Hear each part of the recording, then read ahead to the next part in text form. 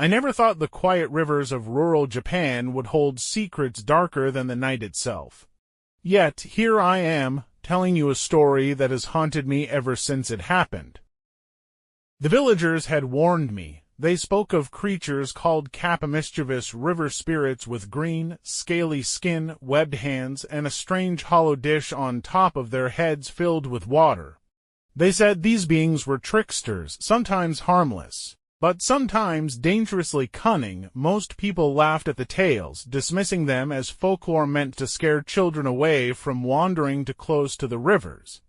But I couldn't ignore the way the locals lowered their voices when the name Kappa was spoken. It was midsummer when I decided to stay near the old riverbank. The air was thick with the smell of damp soil, and cicadas screamed from the treetops. I wanted to see for myself if there was truth in the stories. I told myself I was a skeptic, that I needed evidence before believing in such things. But deep inside, I was driven by something more, an uneasy curiosity. That night, the moon hung low and heavy, casting silver ripples across the water. I crouched near the reeds, my notebook in hand, trying to sketch the faint outlines of the river's flow. The silence was unnatural, even the cicadas had stopped. Then I heard it, a faint splash, deliberate, too heavy for a fish. My heart began to race. I leaned closer, and that's when I saw movement beneath the surface. A shadow darted between the reeds, long and oddly humanoid, my breath caught in my throat. Suddenly, two glowing eyes broke the surface. They weren't animalistic, they were calculating, aware. I froze. Slowly, a figure rose from the water, no taller than a child but far more sinister. Its skin glistened like wet moss, and its mouth curled into a grin full of sharp, jagged teeth. The dish atop its head shimmered faintly in the moonlight, water sloshing inside as if it were alive. Every instinct in me screamed to run, but I couldn't move. It just stared, as if waiting for me to make the first mistake. That was the moment I realized the stories were true. The creature didn't lunge at me the way my fear insisted it would.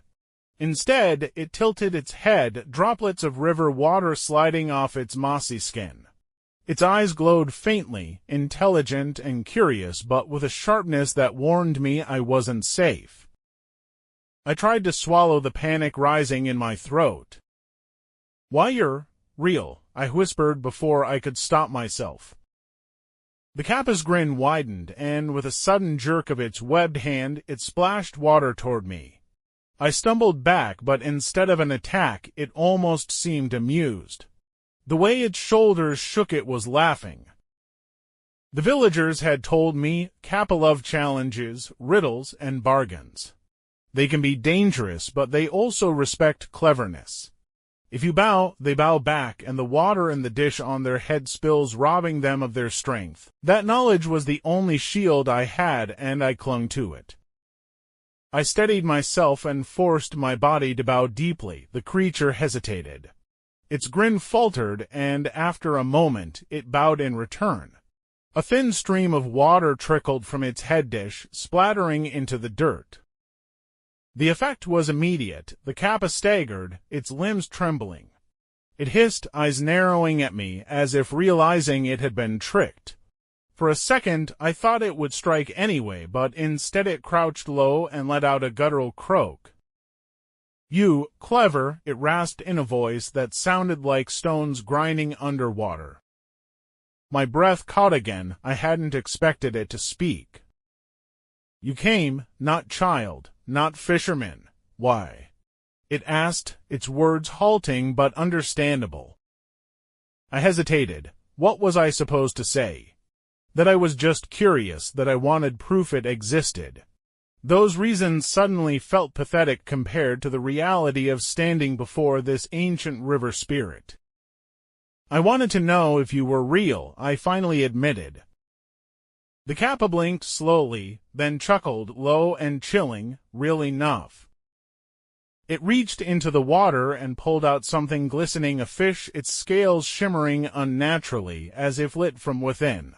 It tossed it at my feet. I didn't dare touch it. A gift, it said, or a trap, you choose. Its grin returned, wider than before. My pulse thundered in my ears. I had heard tales of Kappa gifts, sometimes blessings, sometimes curses. Was this fish meant to lure me into the river, or was it a test of trust? I didn't move, and the Kappa only laughed harder. The moon shifted behind a cloud, and in the darkness its silhouette grew sharper, more monstrous. I realized then that this was far from over. This was only the beginning of the game it wanted to play. The gift or trap still lay at my feet, glimmering faintly even though the moon was now hidden. I crouched down slowly, my fingers twitching, but I stopped just short of touching the fish. Something about the way its scales shimmered didn't feel natural. The Kappa's grin widened at my hesitation. Not brave enough, it croaked, voice bubbling like water gurgling from the depths. My throat felt dry. I'm cautious, I managed to say. The Kappa tilted its head, clearly amused. Good. Many not cautious. Many. Gone. The way it said the last word sent a chill down my spine.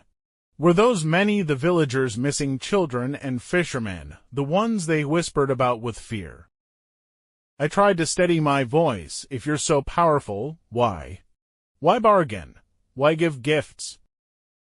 For a long moment it was silent, then it leaned closer, and I caught the briny, earthy smell of algae clinging to its skin. Its eyes reflected faint light, pools of greenish gold.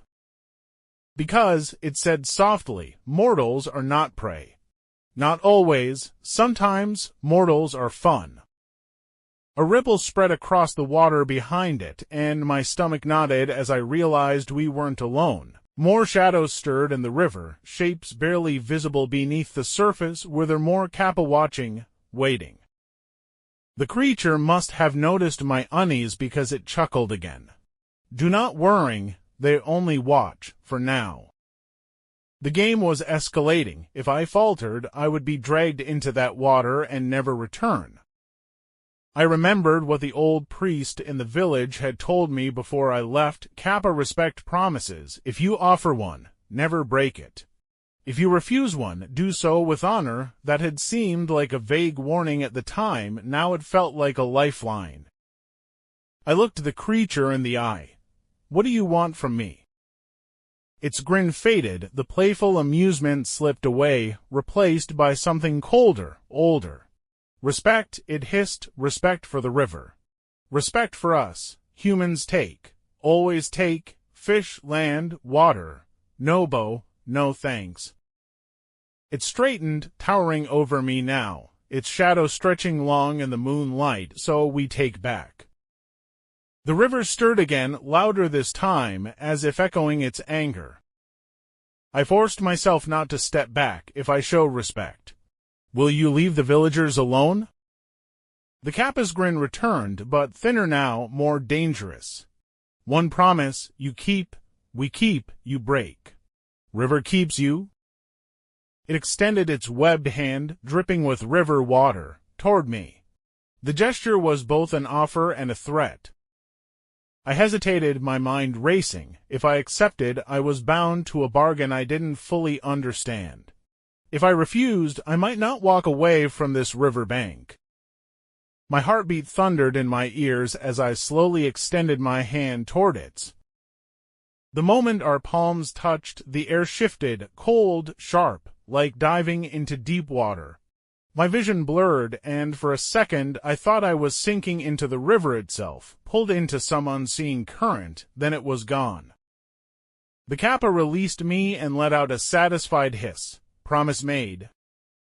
What promise? I asked, my voice shaking despite my effort to sound strong. Its grin was back and full now. You will know, soon. And with that, it slipped backward into the water. Ripples spread, swallowing its form until only the moonlight glimmered on the river's surface. The fish at my feet flickered once, then vanished, dissolving into mist. I stood there alone, the night silent once more except for the rushing of the river, louder now, almost like laughter. But deep down, I knew this wasn't the end. The Kappa had bound me to something, and whatever it was, the river wasn't going to let me forget it. The nights that followed were restless. I'd wake drenched in sweat, hearing the faint sound of dripping water in my room, though the floor was always dry. My dreams were filled with rushing currents, with green eyes staring from beneath the waves. At first, I told myself it was only my imagination, but then the river began to change. The villagers whispered of nets being torn apart overnight, of livestock refusing to drink, of children drawn toward the banks as if lulled by some unseen call. Each time, the river seemed to pulse louder, its currents stronger, as if something ancient was stirring. And each time I walked by, I felt eyes on me, watching, waiting. One evening, as the sun bled into the horizon, I returned to the river. I couldn't resist, my promise weighed on me, though I still didn't understand it. The water was calm at first, golden in the fading light.